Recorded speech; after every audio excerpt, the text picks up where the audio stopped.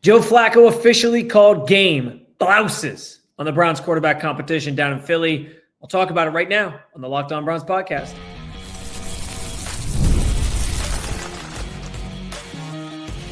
You are Locked On Browns, your daily Cleveland Browns podcast. Part of the Locked On Podcast Network, your team every day. What's up, Dog Pound? I'm Spencer German, your host of the Locked On Browns podcast. I'm proudly covering your Cleveland Browns each and every single day in the land and on the road. I'm calling it. The Browns quarterback competition is over. Quarterback one job belongs to Joe Flacco after day 2 of joint practices with the Eagles down here in Philly. What will the quarterback situation look like on Saturday, though, is a different story. And leaving Philly, I feel slightly optimistic about the outlook for the Browns in 2025. I do want to thank you for being in every day here at the Locked On Browns podcast. Of course, making us your first listen every single day. Remember, you can find Cleveland Browns content with Locked On Browns every week, Monday through Friday, guaranteed, with bonus content on some weekends as well. And it's totally free to you. Just hit that subscribe button wherever it is that you get your podcasts. And of course, at the Locked On Browns YouTube channel. You can also get involved in the show by sharing your thoughts on anything we discussed today in the comments section. This is your team, so be part of that conversation every single day. And Joe Flacco was great on the final day of joint practices down here in Philly in his hometown. Maybe that was what it was. Maybe he was feeling the vibes of being at home and having a chance to perform in front of some family and friends and the locals who know him well and all those different things. But whatever it was, it worked. Joe Flacco was great. He looked like the quarterback from 2023. He looked like the quarterback who the Browns brought in to sort of stabilize this quarterback room with a veteran that they could trust. And frankly, if there was any doubts left about who the starting quarterback was going to be week 1, or if you thought this was still a conversation, and listen, I understand some of this, it wasn't the fun way to determine it because certain guys kind of just had to bow out because of injury. Kenny Pickett hasn't practiced in now a couple weeks because of his hamstring. Obviously, Dillon Gabriel missed a smaller portion of training camp because of his injury. And then Shedeur Sanders just yesterday pops up with the oblique strain, and we don't know what his status looks like moving forward. But so sort of by default, Flacco was already in line to be the number one quarterback. But I think on top of being the only healthy quarterback of the group that was competing for the actual starting job, he also put a sort of stamp on it today, put an exclamation point on it today with the way that he played. It was just a brilliant day all around from the 18-year veteran. It was a rough start to practice, actually. Like, they did a red zone session. And this was on the heels, by the way, of Kevin Stefanski saying before practice that he thought yesterday, day 1 of the joint practices, that they had one of their worst days offensively in terms of just like drops and not really holding on to the football. And that red zone drill, that red zone session sort of started with more of that. There was only one completion between 4 pass attempts between Flacco and then Gabriel, who took the second reps. There was the second set of reps. It was Flacco, Gabriel, Flacco in that first red zone 11 on 11s. And then there was a couple drops in there. There was a couple sacks in there. It was not a pretty session, and it was kind of like, oh boy, here we go. Could be an ugly day. And then they rebounded in a big way, and Flacco in particular rebounded in a big way with the way that he ran the offense and the things that he did in that next 11 on 11 portion of practice where he connected. I had him 6 for 6. Ended up being 5 for 6 after some deliberation among my media friends where he had this, I thought it was the pass of the day, honestly. Jerry Jeudy cutting towards the sideline on sort of an out route, it looked like. And Flacco put this amazing pass, like in a bucket over a defender into his hands, right along the sideline. Jerry tried to get his feet down. I missed the initial call. And after some deliberation, it was determined that they said he didn't get his feet in. But it was so close. It was like bang, bang. And I'm telling you, man, like it was one of the best throws I've seen this entire camp. And that was the moment I was like, yep, okay. Flacco's balling today. You saw Kevin Stefanski dip into the bag of tricks a couple times. In that same session, one of Flacco's completions was a screen pass out to the right to Harold Fannin Jr., who then threw it back across all the way to the other side of the field to Jerome Ford. and Ford had a bunch of blockers. The line sort of shifted in front of him, and they all ran downfield and created this kind of caravan for him to get to the end zone. Now, they said he was tackled short of the end zone. It wasn't a tackling day. So in a game setting, theoretically, he could have lowered his shoulder and tried to sort of, barrel his way into the end zone. But they ruled him short on the drive on that play specifically. But regardless, it was a fun play. And then you had him also hit David Njoku in that session on a drag route. You had him finish the session with a really nice touchdown throw to Jamari Thrash, who ran kind of like it was like a rewind route where he went out to the right, sort of cut back in the middle of the field, and Flacco hit him on the money, and he cut it upfield and into the end zone. So that was a really good play. Just all around, you saw why Flacco is the guy that we thought had a leg up in this competition, and why he can still play at a high level, and why he's still playing in the NFL at this age, because he can still do it. He can still turn it on like he did today. And I think that it put an end to any conversations about who the starting quarterback is going to be week one, frankly. Listen, I get it. People want to dream. They want to see Shedeur Sanders. They want to see Dillon. Some might want to see Dillon Gabriel. Some had these visions of Kenny Pickett being the week one starter. The injuries, again, have derailed some of that, of course, or a lot of that, really. I mean, Pickett being a non-factor for the last couple of weeks certainly changed the math on a lot of things, because it was supposed to be him and Flacco competing for the starting job as the veterans of the group throughout most of camp. But I think today was Flacco essentially putting his foot down and saying, it's my job, guys.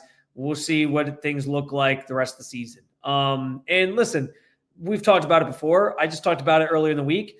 I've sort of walked back my stance on keeping 4 quarterbacks. I'm more inclined to think they will keep all 4. And so it could end up being like Flacco on a short leash, several weeks into the season, paves the way for Kenny Pickett to eventually play. And then maybe if Kenny struggles, it paves the way for the rookies to play. I still think they need to play both rookies at some point this season, just to get a sense of, here's what we got in these 2 guys. Let's, give them some run in the regular season and meaningful snaps and meaningful reps. And so I think that's probably what the quarterback situation, or how the quarterback situation plays out anyway. But to at least get us, to at least get to the start of the season, when things open up against the Bengals on September 7th, it's going to be Joe Flacco under center. And I have no doubts about that in my mind, based on how he played today, based on how things are sort of shaken out to this point. And Kevin Stefanski hasn't named a starter. But let's face it, I've talked about it. This week is such a pivotal week in determining who's going to be the starting quarterback, because next week, as we know, Kevin Stefanski loves to treat it as a game week. He gives you the 3 days of practice with a day off. You got the game, and you go. So they'll have Monday off. They'll go Tuesday, Wednesday, Thursday, day off Friday, or a walkthrough day Friday, and then you get to the game on Saturday. And so they want to have their starters sort of nailed down at that point. And start being able to get quality reps for the last couple weeks of camp, and into that week, sort of in between your prep week for week one, where it's just Flacco, your QB1, running with the first team and getting comfortable and getting on the same page as guys and building that chemistry, because that's what's important when you get to the start of the season. And training camp is a different beast. Like, there's only so long you can keep a quarterback competition going. At some point, you do have a season to prepare for. And I think we saw today, this team is going to be set up to have Flacco be the one preparing to start the season. And so, again, we might see all these quarterbacks play at some point. But I can tell you right now, based on what we saw today, this was Flacco cementing himself as QB1. And when things kick off at Huntington Bank Field in early September, he's going to be the guy under center. I don't know that it's all that surprising. This isn't some big revelation. I think we all sort of saw in reading tea leaves, this is where it was headed. But today felt like the day that he kind of ended it on his own. He took the mystery out of it, if you will. And I'm expecting next week Kevin Stefanski will tell us that Joe Flacco's the starter. And even if he keeps it a mystery until the end of next week, it seems almost locked and guaranteed that he'll be the guy under center week one. So I think that was the biggest thing that stood out today. But that wasn't all that stood out today. And we'll get to some of those things coming up. But also, as we talk about the quarterback position and when these guys could play, what does that mean for Saturday? Because the one quarterback Kevin Stefanski said won't play Saturday without question is Joe Flacco. There's no plan that involves Joe Flacco. And we'll talk about what that means for how they'll handle the quarterback situation against the Eagles Saturday night or Saturday afternoon, coming up next in the Locked On Browns podcast.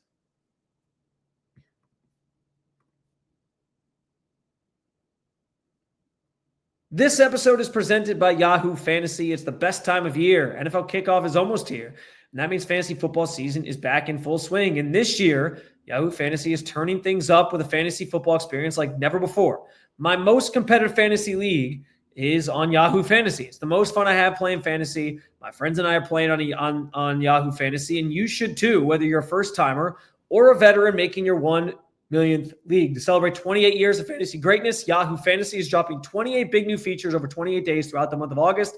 To kick it off, they just dropped Yahoo Fantasy Guillotine Leagues, a killer new way to play fantasy football on Yahoo, where the lowest scoring teams get eliminated each week until there's only one team left standing. With the season around the corner, now is the time to get in and try out this new mode. If you're more into the classics, you can still play in a head-to-head private league, or of course, join a public league. Stay tuned for more killer announcements and start playing Yahoo Fantasy Football now at yahoofantasy.com/LockedOnNFL.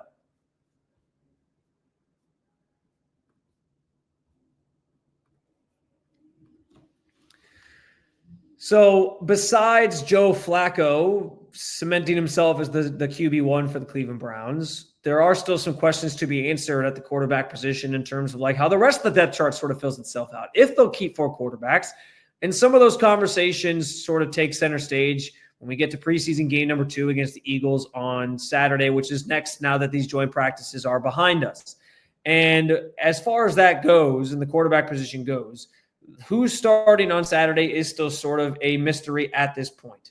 What we do know is that Kevin Stefanski told us straight up, Joe Flacco, there's no plan that they have for Saturday that involves Joe Flacco. He will not play.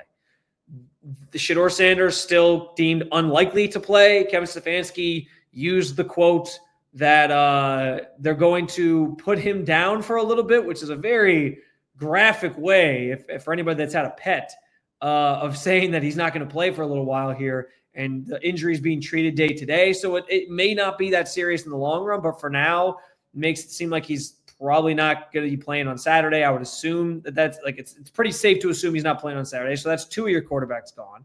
Kenny Pickett still only participating in 7-on-7, still considered limited. I will tell you, though, after practice, we talked to Kenny Pickett, and he did say that he felt like yesterday, day 1 of the joint practices, he felt like he was starting to turn a corner a little bit because he was able to run a little bit more and do a little bit more from a physical standpoint. And so from that regard, maybe he gets himself sort of back into the conversation here in some way. I don't think he's going to win the job at this point, but even to just kind of like get back out there and show what he could do and play, I think would go a long way and be physically okay. And we'll see what his time in a preseason setting potentially looks like next week against the Rams, assuming he's back and can play. But there's still some mystery on when he returns, so he's out for Saturday, as he still is limited. So that leaves you with Dillon Gabriel. That leaves you with Tyler Huntley. And Kevin Stefanski wasn't really willing to give anything away in terms of what they're thinking, what they're going to do. He made it clear that what they do with Dillon Gabriel was going to be dependent on like how he got through today, how he gets through tomorrow, leading up to the game, if he still is healing as they've sort of healing correctly and getting back on track, and if the injury doesn't have if he doesn't take any steps backwards in that regard. So they're sort of being very patient and cautious with Dillon Gabriel, rightfully so. They already had one hamstring injury, basically knocked a quarterback out for most of camp. They don't want to have a second one. But just reading the tea leaves here, just based on the fact that Dillon Gabriel was very active in practice these last couple of days, he went from only doing 7-on-7s, I think last week in Carolina, to then sort of ramping back up and doing some things, some 11-on-11s, and then taking on more of a workload here in Philly, especially once Shedeur was hurt. And so it feels like he's going to be fine. It feels like he's going to be ready to go Saturday. And so Kevin Stefanski is going to get his wish of playing each of these rookie quarterbacks, starting each of these rookie quarterbacks in at least one preseason game during this preseason.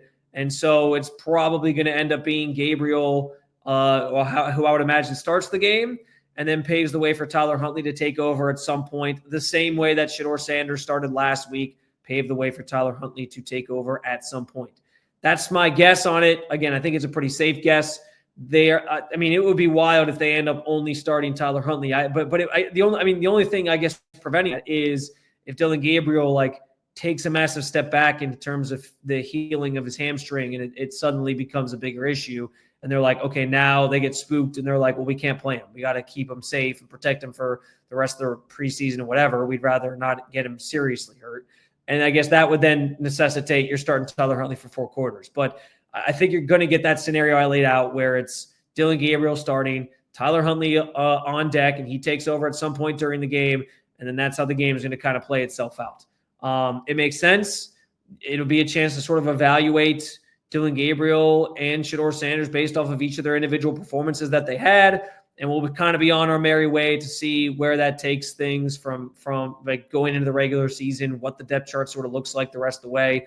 Is Kenny Pickett part of it? I'm assuming both rookies are still here. And so how do they sort of figure those things out? But it will be it's a pretty big opportunity for Dillon Gabriel. I know that he is very much like a Kevin Stefanski clone when it comes to answering questions at press conferences. He doesn't say a lot, keeps a lot close to the vest. He tries not to be very emotional. And in a lot of ways, I think he hates those settings. And you have a guy who, like, now because Shedeur, honestly, Shedeur getting the first start was almost like the worst case scenario for him specifically, because now he knows, like, listen, we all saw what Shedeur did last week, and it was a really good performance, one that left us feeling like there's a lot to be excited about when it comes to him as a quarterback in this league, and that maybe he can, as he continues to get better and get adjusted to the league and learn the playbook and all these things, that, like, yeah, this guy could be the limit for him. Like, he could reach that status where he's a potential starting quarterback here for the Cleveland Browns at some point. And so Dillon Gabriel has to at least give you a performance comparable to that or better to make you feel like, you know, he's on the same footing as Shedeur Sanders. It's going to sort of be a really interesting, that's probably the most interesting thing that's going to come out of Saturday's game, because you're not going to get a lot of starters playing. I mentioned Joe Flacco, but we've actually forgot to ask Kevin Stefanski today about, like, the rest of the starters, but it's safe to assume most of those guys aren't going to play, especially knowing that the week after that third preseason game is the quote-unquote final dress rehearsal where he'll put his starters out there and they'll get to sort of get their one opportunity to, like, run around out there and feel a game setting, sort of and get that feeling before they, you know, start the season. So yeah, like it's you know, Gabriel basically has to go out and put on a good performance, at least comparable to Shedeur Sanders, for anybody to feel like there's you know, something there with him. And that's going to be kind of the story of his season, and depending on how long they're sort of paired together here on the Browns, it's going to be the story of their career arcs together. They're going to constantly be compared to each other. And so it's assuming he's starting, which again, I think is a safe bet because they don't have a lot of quarterbacks healthy right now. And he did look like he had turned that corner in terms of his hamstring issue with the reps that he took this week in a pretty significant amount. It's going to be up to him to, and I'm not saying he's going in like feeling that pressure, but I do think he's going to go in understanding, like, okay, my turn to shine. What am I going to do with the opportunity? The same way Shedeur made the most of his opportunity, Dillon Gabriel has to make the most of his if he wants to have a chance to, you know, be higher on the depth chart and show what the Browns saw in him to be true. At least from an outside standpoint. Maybe the Browns, even if he has a dud performance, would still feel confident in him because they loved him during the pre-draft process, as we know. I don't think he's getting cut no matter what. He's a third-round pick. But it's going to be an important stage for Dillon Gabriel to perform on, because his rookie counterpart took that opportunity last week and played really well. Okay, what's he going to do with his as he gets his one sort of chance here on Saturday to likely show what he can do? I don't know what the third preseason game is going to look like, but given how things have gone with Kenny Pickett, I'm going to assume he's going to play a chunk of time on top of Flacco playing a chunk of time. And that sort of cuts down the reps that both him and Shedeur potentially get if they're both ready to go for next week. So this is going to be it for Dillon to showcase what he can do in a preseason setting. And you can rest assured, everybody be ready to either celebrate it or, you know, not get, you know, celebrate it or basically look at it with disappointment and be critical if it's good or bad or one way or another. So big stage, big moment for Dillon Gabriel. Again, assuming he starts on Saturday, I think it's a fair assumption. We don't know for sure yet, but I'm assuming we'll get that information from Kevin Stefanski or the team coming up tomorrow or maybe before kickoff or whatever. But I'm assuming it's Dillon Gabriel and Tyler Huntley who take who navigate that game for the Browns on Saturday and bring us to preseason week number 3, which will tell the real story of what this team's going to look like come week 1. As I get ready to pack up and leave Philly, I come away feeling optimistic about the Cleveland Browns in 2025. I'll explain more coming up next on the Locked On Browns podcast.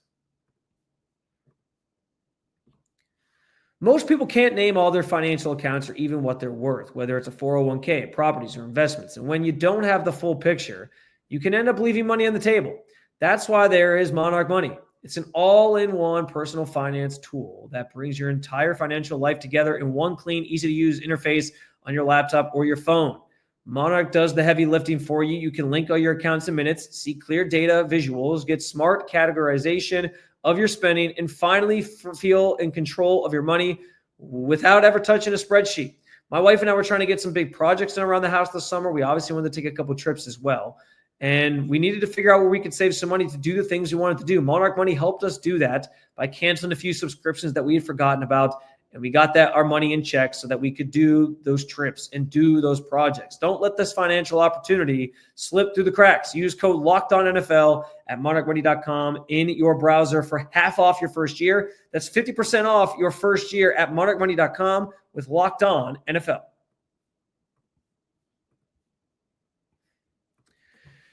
So here's the thing. Like I said this yesterday, I'm not big on naming like who won this day, who won that day. It's kind of hard, especially when we don't know every little individual thing that the teams are working on throughout the day during joint practice. Things like it's a lot of mystery and in terms of that. And you can get a sense of, based on how drills go, like, oh, they won that drill or they lost this drill, or this team had a really good offensive day and this team had a really good defensive day. And you can sort of comp and compare and say, all right, this team won, this team lost. And it's a fun exercise. I get it. If I had to pick a winner on day 2, I would say it was the Browns. If I had to, gun to my head, someone's like, hey, this is a hostage video that I'm doing right now. And they're like, hey, you need to pick a winner for day 2 of joint practices. I would say the Browns. I think the Browns had a really good day overall. I talked about the offensive performance in Joe Flacco, number of touchdowns thrown. Even Dillon Gabriel, who I didn't mention this, threw a touchdown at the very end of practice to Harold Fannin on a really good route and ball by him. So he ended the day on a strong note. Like that was clicking. They were rolling pretty well. The only thing that was a negative, I think, on the offensive side is that we saw there's still some struggles kind of getting that run game going, but room for improvement. And I think they can take the tape from these practices and be like, all right, here's what we can do better. Here's what we can improve. And then on the defensive side, like day 2, once again, dominated by the Browns defense. I was talking to my buddy Lance Risen, who I've had on the show before, and he was talking about just like the Browns are showing blitzes around the A gap a lot more, where they walk up 2 linebackers and basically like showing you these looks. They don't always come, or maybe one of them comes and one of them doesn't, but it sets up one-on-ones where you get Myles Garrett free, you get Mason Graham free on just one guy, and allows you to sort of push the pocket a little bit more. The one problem I noticed, Jalen Hurts able to elude some pressures, do some things with his legs. But listen, that's a problem for a lot of defenses when you're going up against an athletic quarterback like Jalen Hurts. He's so good. And the same thing applies to like a Lamar Jackson, right? Like, and that's why honestly, like some of these reps against Jalen Hurts are a good litmus test for, hey, how do we contain Lamar? And the Browns, they know, they see Lamar twice a year. They have a pretty good indication of like what they want to try to do against him. But it's nice to sort of rep it in a practice setting like this against another team. And so I think there was some benefit to seeing that sort of happen. But the defense dominated again on day 2. Defensive line in particular dominated. There was a lot of good that came from these sessions today on both sides of the ball. And I think by and large, like the general feeling I had about the way that this all sort of went and played out just in general, and how the competitiveness sort of felt throughout the days and certain one-on-one matchups. I mean, like even Jordan Mailata, he was like, I did my job and Myles Garrett still beat me. Like they flexed their muscles a little bit on that side of the ball. And so as I think through just how these 2 joint practices went, I think day one was super, super competitive, like to the very end, where both teams' offenses had some moments, both teams' defenses had some moments. I think day two, the Browns dominated a little bit more on defense, and their offense got it together and made some nice plays. And so there was a nice kind of like follow-up to day one there. And listen, I think there's reason as I leave Philly for optimism about this team and what they can maybe their outlook could be for 2025. Now, listen, I'm not going to sit here and try to, sell you on playoffs. I'm not saying anyone should be scheduling a parade in mid-February or anything like that for a Super Bowl trophy, a Lombardi trophy, but they held their own against the defending Super Bowl champions with what I would say is the best defensive line in football, the best offensive line in football. And they did some really nice things. They did some things that they can work on, but so did the Eagles. Like, it wasn't like they were blown out of the water by, again, the team that just won a championship. And that's the biggest thing, because I said it yesterday. Last year, the joint practices with the Vikings were a disaster. That is not an exaggeration. They were a disaster. The offense could do nothing. There was pre-snap penalties. They couldn't run any plays. It was a joke. It was a circus. And this year, I think like they've shown getting back to the basics of Stefanski's offense and the defensive line being as good of it as it is, like they can compete. They can compete with these teams. And so, like, again, it's all, to me, it was all these 2 days were just provided a lot of signs of optimism about this team moving forward. And that, again, it's not that they won't be bad. So ultimately, like, do they have enough to win enough games to put yourself in that conversation as a playoff team and all that? I would probably say no. They're rebuilding a little bit here while also still having some veterans who, don't want to just have a throwaway season, obviously. And so they're going to play hard. But I saw a lot of how competitive of a team that they can be, I think, these 2 days. And that's that's the biggest hurdle. Like last year, they were non-competitive on offense for most of the season. And that's not going to win you a lot of football games. Like you're just going to be a sitting duck. And so I've talked about it before, but like if the offense can just be competent and the defense is going to be dominant, which it looked like it was this week, then all of a sudden you're talking about like, okay, why can't the outlook be better than like what Vegas is giving it credit for? And some of these other people, I saw like Connor Orr of SI did like his every team schedule, go through and pick the teams and what the record's going to be. And he had the Browns like 2-15. It's like, I just don't see that. I see a team that's competitive. I know they have some flaws. They have some weaknesses at certain positions. Like, to me, 5.5 is low. I think somewhere in the 6 to 7 range is potentially doable for this team. Maybe they don't get there. Again, we know the beginning of the schedule is a gauntlet. But I'm just saying, like, I think these practices should provide some optimism that, listen, things won't be as bad as they were last year, even if they're not great. I'm not going as far as saying Super Bowls, playoffs, all those things. That would be great. But I think there were signs that, like, it's not going to be as bad as last year. And maybe that at least gives you a tolerable season, a season that you can swallow as a fan of this team. But I do think that I'm not trying to go overboard here, but there was reasons for optimism as these practices conclude, that this team's going to be competitive and be able to hold their own against even some of the better teams in football. Another episode down with the Dog Pound. Thank you for joining me as always to talk about your favorite football team. I'll have plenty more this week, trying to link up with Louie from Locked On Eagles to sort of recap the week, look ahead to the preseason game, all those great things. So see if he can join me for tomorrow's episode. But either way, hit that subscribe button. Make sure Locked On Browns is your first listen every day. For your second listen, you can check out Locked On NFL Bets or Locked On Bets just at Locked On Bets, where betting experts Lee Sterling and Kevin Rogers have daily MLB locks and can't miss football futures. Or as always, you can keep it local. Check out Locked On Cavs or Locked On Guardians. Thank you for being every day at the Locked On Podcast Network. I'll talk to you again real soon, Cleveland. See you.